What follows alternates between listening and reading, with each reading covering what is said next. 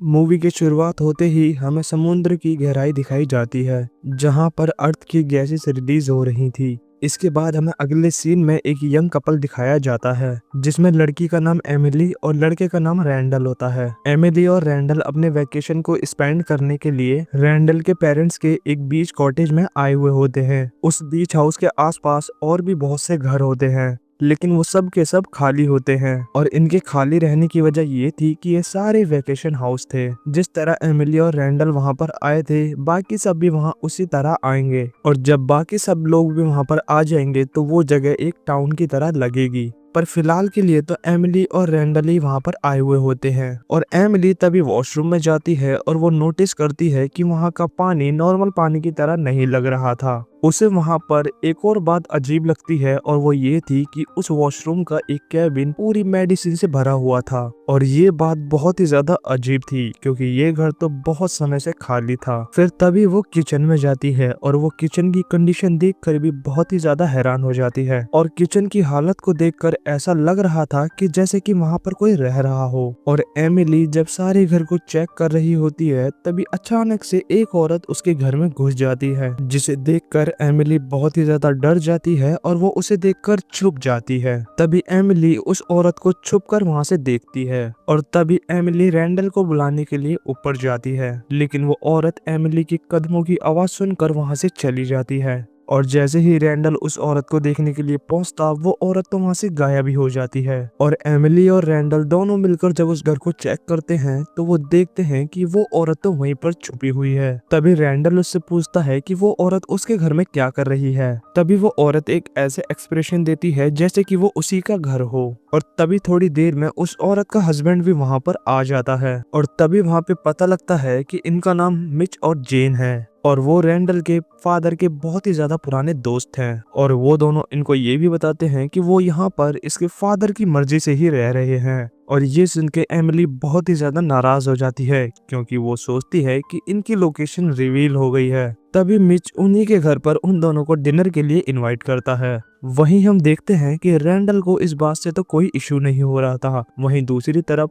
Emily इस बात से खुश भी नहीं थी। तभी एमिली नाराज होकर बाहर जाके बैठ जाती है, और उसको एक स्लग नजर आता है, जो कि देखने में बहुत ही ज्यादा सेल्फिश लग रहा था। और वो देखने में ऐसा लग रहा था जैसे कि उसको कोई बीमारी हो। फिर रात को वो सब मिलकर डिनर करते हैं, और डिनर में वो ऑस्टर्स भी होते हैं जो कि जेन खरीद कर लाई थी। वो सारे लोग ऑस्टर्स खाकर उनका मजा ले रहे होते हैं, लेकिन एमिली उन्हें नहीं खाती है। तभी एमिली उन्हें बताती है कि वो एस्ट्रोबायोलॉजी पढ़ने में इंटरेस्टेड है। तभी वो उन्हें बताती है कि लाइफ बहुत ही ज्यादा अनवेल है, और वो उन्हें बताती है कि हमारा एलिमेंट राइट से बहुत ही ज्यादा गहरा कॉम्बिनेशन है, और अगर कोई भी चीज अपनी जगह से इधर उधर हो जाएगी तो हम इंसान नहीं बच पाएंगे, और हम सब इंसान खत्म हो जाएंगे, और इस धरती पे सिर्फ धूल मिट्टी और गैसेस ही रहेंगी। अब उन लोगों को एमिली की बात सुनकर कुछ समझ तो नहीं आ रहा था, लेकिन वो उसकी बात का पूरा मजा ले रहे थे। तभी रैंडल उन्हें एरोवाना फिश ऑफर करता है, जिसे खाने के बाद इन सब का पेट भर जाता है। तभी मिच भी किचन में नोटिस करता है कि पानी का टेक्सचर कुछ अलग है, लेकिन वो इस बात पर ज्यादा ध्यान नहीं देता।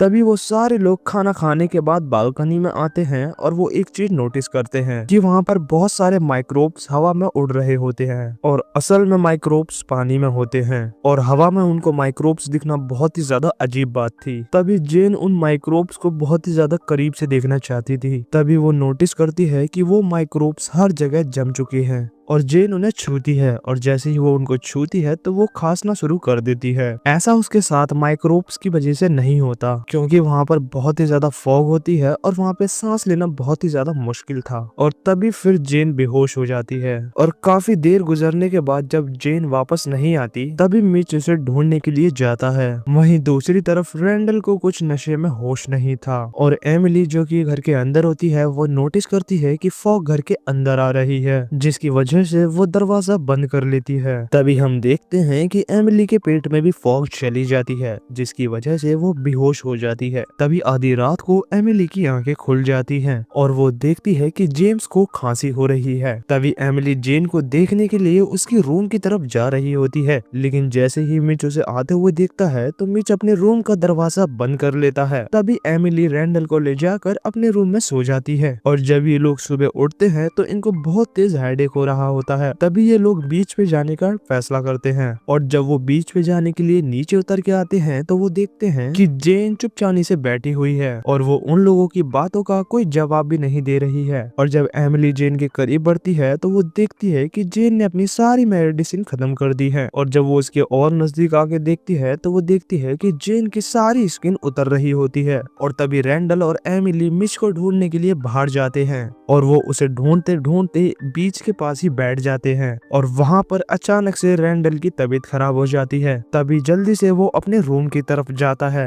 लेकिन रैंडल जाते जाते अपना मोबाइल फोन और अपनी कीज वहीं पर भूल जाता है और रैंडल के वहाँ से जाते ही मिच भी वहीं पर आ जाता है और उससे जेन की हालत के बारे में सब कुछ पता था। तभी घर जाके रैंडल नोटिस करता है कि पानी का टेक्सचर, कलर और स्मेल बिल्कुल चेंज हो गई है, लेकिन रैंडल को एमिली के पास जाने की बहुत ज्यादा जल्दी थी तो वो इसलिए इस पर ज्यादा ध्यान नहीं देता। तभी रैंडल को ऊपर से एक आवाज आती है और रैंडल सोचता है कि शायद मिच ऊपर हो सकता है। तभी रैंडल मिच को देखने के लिए ऊपर जाता है, लेकिन हकीकत में तो मिच एमिली के पास बैठा हुआ था जो कि उससे कह रहा होता है कि इस जगह पर कुछ तो अजीब है। और इसके बाद वो स्विमिंग के लिए चला जाता है और समुद्र में आगे जाकर वो कुछ देर बाद ही गायब हो जाता है। और तभी एमिली जल्दी से भागकर मिच को ढूंढने के लिए जाती है, लेकिन जल्दबाजी में वो अपना पैर एक जेलीफिश के ऊपर रख देती है जो कि एमिली को काट भी लेती है। तभी एमिली देखती है कि उसके जख्म में तो एक कीड़ा रेंग रहा है। तभी एमिली इधर उधर देखती है और वो एक बात नोटिस करती है कि वही जेलीफिश समुद्र के चारों तरफ फैली हुई है। तभी वो भागकर जल्दी से घर पर जाती है और एक इंस्ट्रूमेंट की मदद से उस कीड़े को अपने शरीर से बाहर निकालती है। तभी वो नोटिस करती है कि ये कोई कीड़ा नहीं है, ये तो बल्कि जेलीफिश का एक टेंटिकल है। तभी उस टेंटिकल को निकाल कर एमिली अपने पैर की जल्दी से पट्टी कर लेती है और वो अपने कपड़े चेंज कर वहाँ से निकलने की जल्दी से कोशिश करती है। तभी वहाँ पर रैंडल आ जाता है जो कि रेंगता हुआ उसके पास आ रहा होता है।